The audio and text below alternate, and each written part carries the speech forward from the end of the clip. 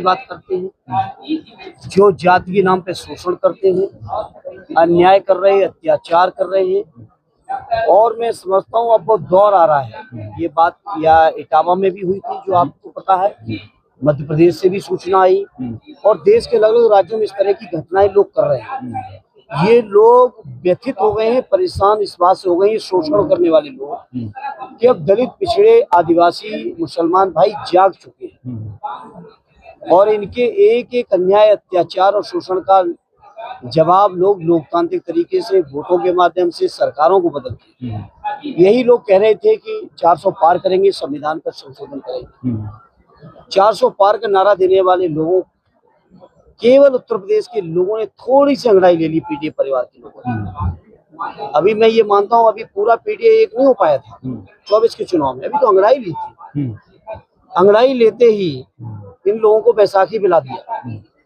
अभी जब पीटीआई परिवार और समय के साथ जागेगा, तो मैं समझता हूँ ऐसे लोग जो संविधान विरोधी लोग हैं, जो दलित, पिछड़े, आदिवासी और मुसलमान भाइयों के विरोध में हैं, जो गरीबों के विरोध में, बेरोजगारों के विरोध में, किसानों के विरोध में है, मजदूरों के विरोध में, ऐसे लोगों का आने वाले समय में पता नहीं चलेगा। अजीत डोभाल कह रहे हैं कि इतिहास से सबक लेना होगा, भारत के युवाओं को बदला लेना होगा। किनसे?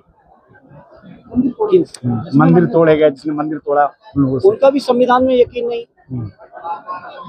मैं साफ बात कहता हूँ, देश संविधान से चलेगा, और संविधान के दायरे में जो चीजें नहीं आती हैं, क्या उनका बयान, चाहे डोभाल साहब का बयान, चाहे मोहन भागवत जी का बयान, क्या संविधान के दायरे में आ रहा है?